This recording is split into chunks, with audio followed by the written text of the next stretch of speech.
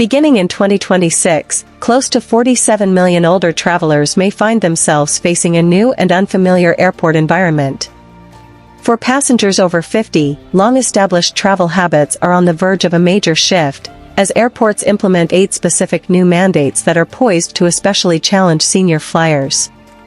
These include obligatory biometric facial scans, the exclusive use of digital boarding passes, and revised identification rules that will render many current licenses invalid. The most prominent change has already left many stranded at security. By the end of this summary, you will know the exact documents required and the primary error causing older adults to miss their flights. Here are the details. Starting May 7, 2025, and firmly enforced throughout 2026, the TSA will require a Real ID-compliant license for all domestic air travel, meaning a standard driver's license, even if recently renewed, will not be accepted unless it bears a small gold star in the upper corner. TSA data shows thousands have already been turned away at checkpoints since May for lacking this star, many of whom are seniors accustomed to using the same license for decades. The confusion stems from the fact that most states do not automatically issue a Real ID upon renewal. Instead, you must specifically request it, provide extra documentation, and often pay an additional fee of $30 to $50, a process that presents distinct difficulties for older travelers. Even a license with an expiration date years in the future, such as 2029, will be turned down by TSA security if it lacks the distinctive gold star. In that situation, your choices become limited to either returning home to retrieve your passport or forfeiting your trip entirely. Music: to avoid this, you should immediately inspect the upper right corner of your driver's license for that star. If it is absent, your next step is to visit your state's Department of Motor Vehicles website and look up the specific requirements for obtaining a Real ID. The process will require presenting original documents, including proof of citizenship like a birth certificate or a passport, your social security card, and 2 forms verifying your current address, such as recent utility statements. Be prepared for a processing period that typically takes 2 to 4 weeks in most states. Remember, a valid U.S. passport is automatically accepted as a Real ID-compliant document for all domestic flights.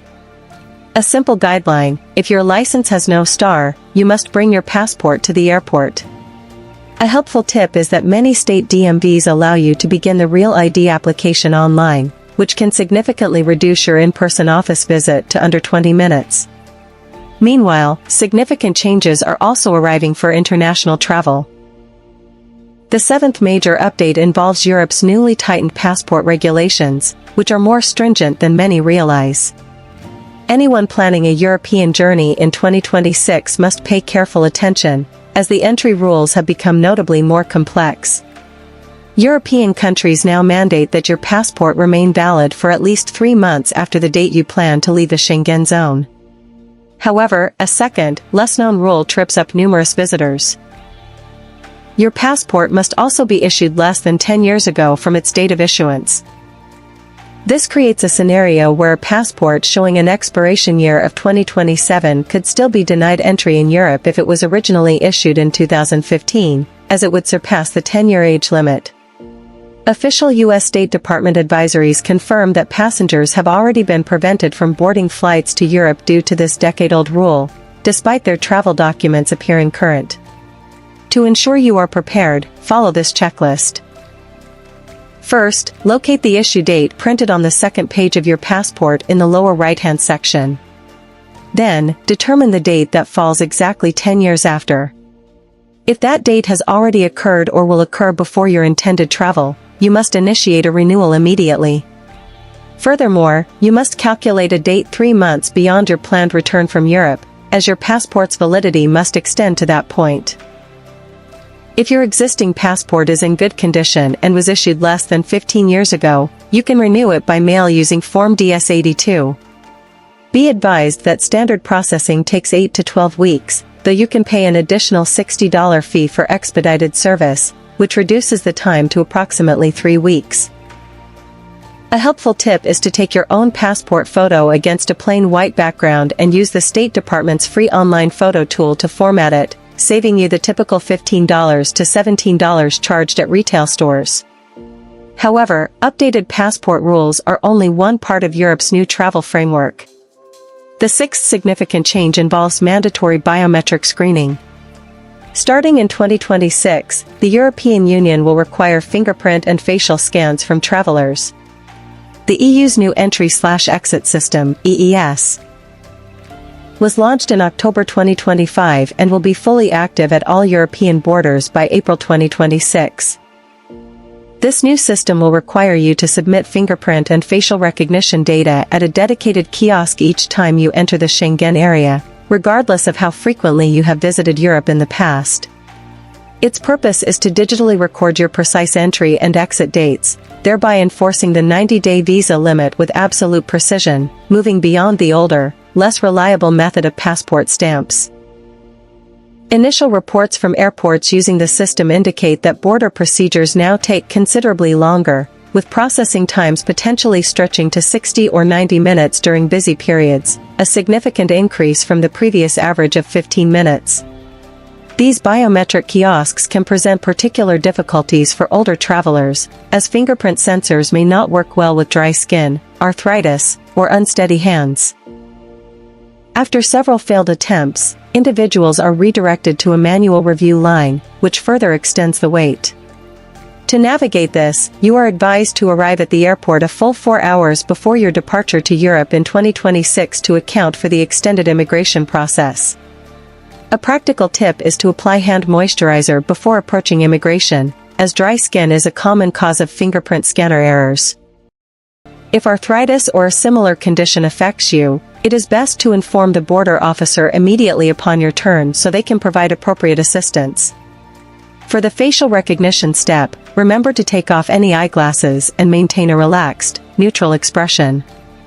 Allow for extra time, especially during your initial registration, which may take between 10 to 15 minutes to complete. Subsequent entries using the system will be noticeably quicker. A good general principle is that your first journey to Europe in 2026 will require the most time at the border. Once your biometric data is stored in the system, future entries will be more efficient. Beyond biometrics, another new prerequisite is arriving for Europe. The fifth key change is a mandatory €7 travel authorization. Beginning in October 2026, citizens of the United States, Canada, and Australia will need to obtain an ETIAS, European Travel Information and Authorization System, prior to boarding any flight to Europe. This system is comparable to the ESTA used for entry into the United States. The process involves submitting an online application at least 96 hours before departure, where you will answer questions regarding your travel history, health background, and related details. After paying a fee of €7, approximately $7.50, you will await electronic approval. Once approved, the authorization is connected to your passport electronically, and no physical document is issued. Officials have confirmed that airlines will refuse boarding without this approved travel permit, regardless of a valid passport. While many applications are processed in minutes, others can take the full 96 hours if flagged for a manual review, making early submission essential. To ensure a smooth process, follow this complete plan. Note that the system will launch in October 2026 and plan to submit your application at least 1 week before your flight, avoiding last-minute attempts. Always use only the official application website, which is etias.com or travel-europe.europa.eu. Before you begin, have your passport, a payment card, your email address, and the details of your first accommodation in Europe ready. It is crucial to answer all questions truthfully, as providing incorrect information can lead to a rejection of your application. It is wise to keep a copy of the approval email as a personal record, even though the authorization is tied directly to your passport.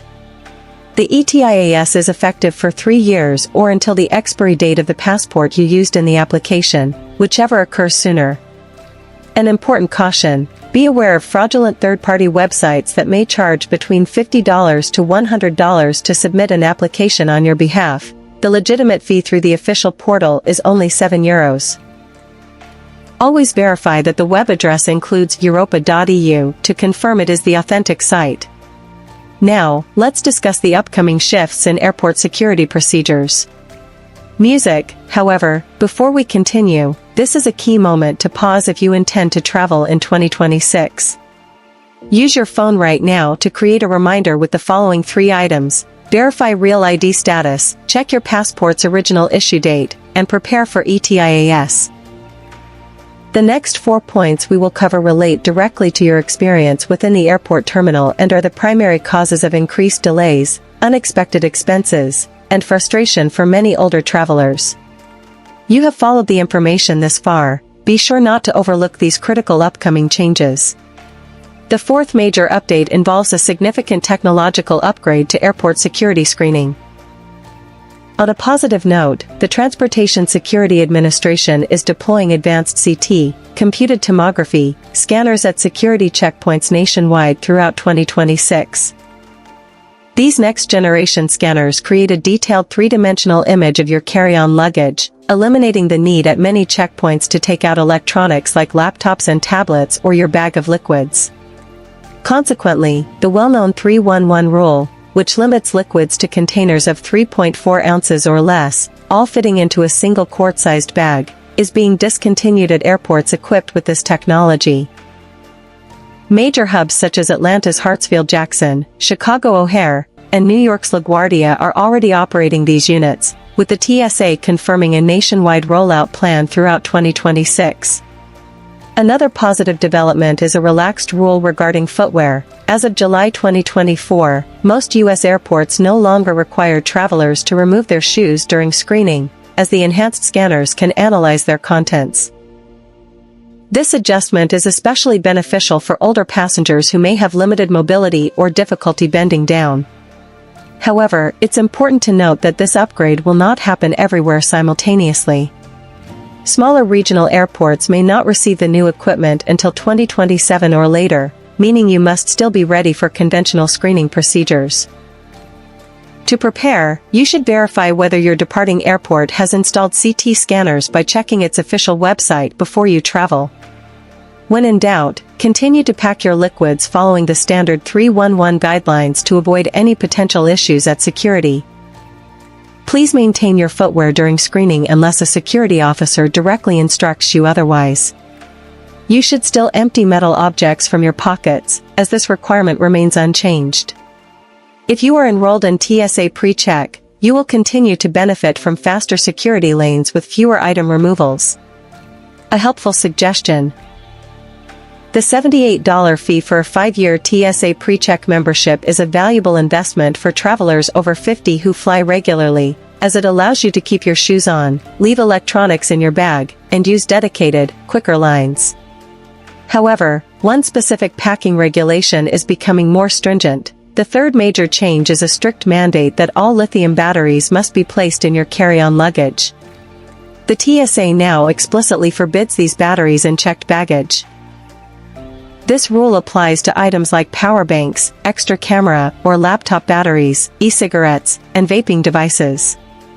The policy was established due to the risk of lithium batteries overheating or igniting if they are subjected to the extreme temperatures and pressure changes in an aircraft's cargo hold. Federal Aviation Administration reports cite several past incidents involving fires from batteries in checked luggage, leading to rigorous enforcement. Music. This is particularly crucial for older travelers who carry medical equipment such as CPAP machines, hearing aid batteries, or portable oxygen concentrators. Here are the necessary steps to follow. Always pack portable chargers and other power banks in your carry-on luggage, never in a checked suitcase. For any loose spare batteries, keep them in their original retail packaging or place tape over the metal contacts to avoid a short circuit. Medical devices powered by lithium batteries should also be carried on board, and it is advisable to have a physician's note for them. E-cigarettes and vaping devices are only permitted in your carry-on bag and are strictly prohibited from use during the flight. Be sure to confirm with your airline regarding specific watt-hour limits for larger batteries.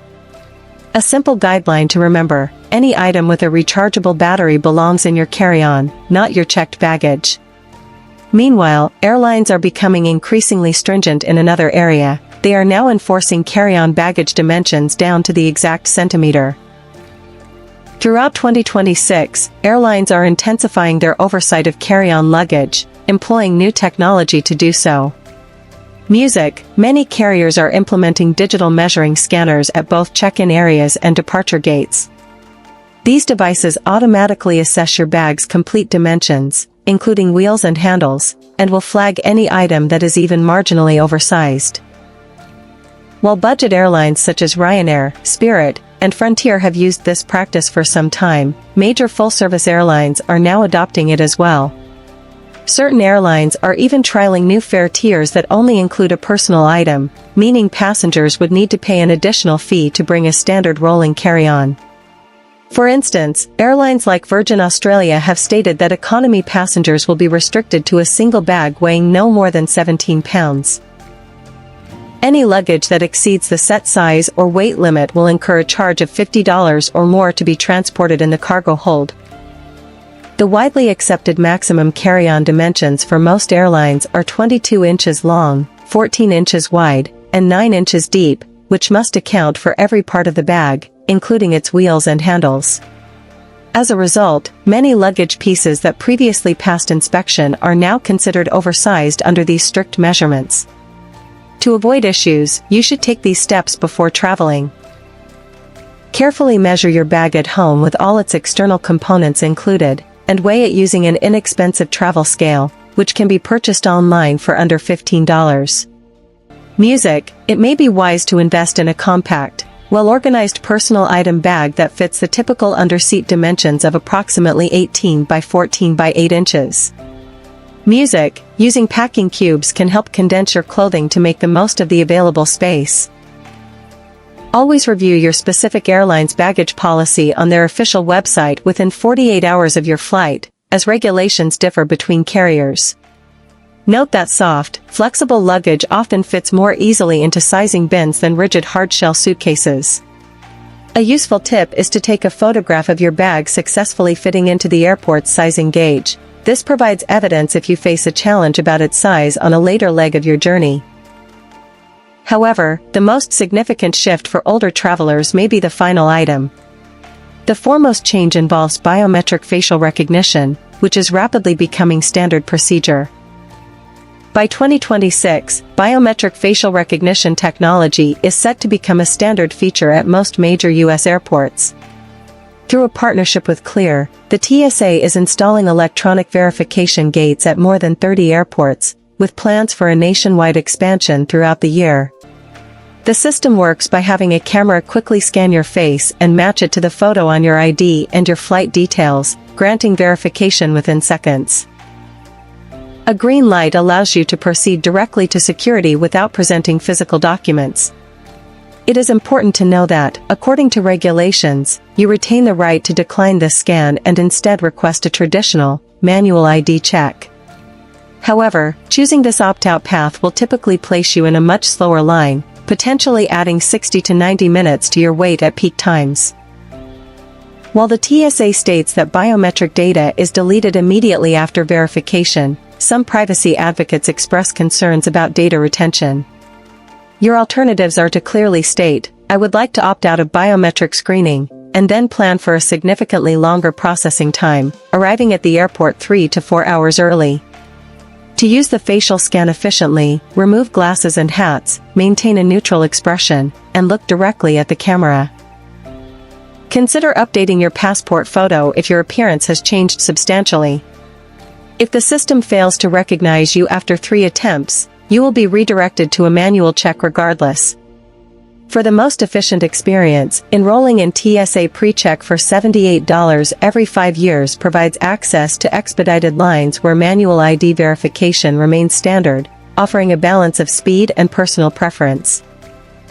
This transformation is the most polarizing of all. While many appreciate the increased speed, significant concerns regarding personal privacy persist. Regardless of your position, the technology is being implemented. Being aware of your choices allows you to select the best path for your needs. However, what many older travelers may not anticipate is that clearing security is only the initial hurdle.